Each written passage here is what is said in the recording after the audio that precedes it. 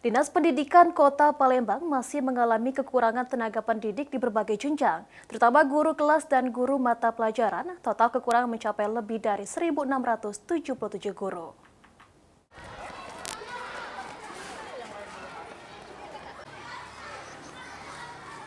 Dinas Pendidikan Kota Palembang masih mengalami kekurangan guru di tahun ajaran 2025-2026 ini, baik di jenjang SD maupun SMP.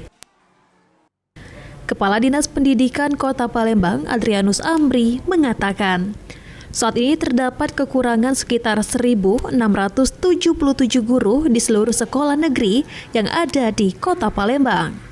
Dengan rincian guru SD sebanyak 1.559, sementara guru SMP sebanyak 148 guru. Hal tersebut dikarenakan setiap tahun didominasi banyaknya guru yang pensiun dibandingkan guru yang diterima.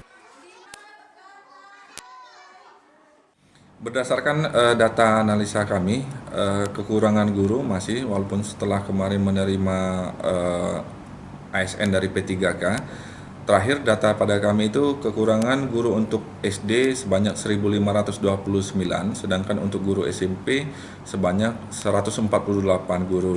Nah, dari jumlah guru kekurangan tersebut didominasi rata-rata dari guru kelas dan guru mata pelajaran.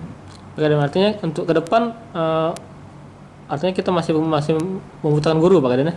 Ya, memang kami sangat membutuhkan guru dikarenakan tiap tahun itu rasio antara penerimaan dan guru-guru yang pensiun itu masih banyak guru yang pensiun. Ditambahkan Amri, untuk mengatasi kekurangan tersebut, Disdik mengajukan penambahan formasi melalui rekrutmen ASN dan P3K di tahun 2025. Ilham Wahyudi, PAL TV.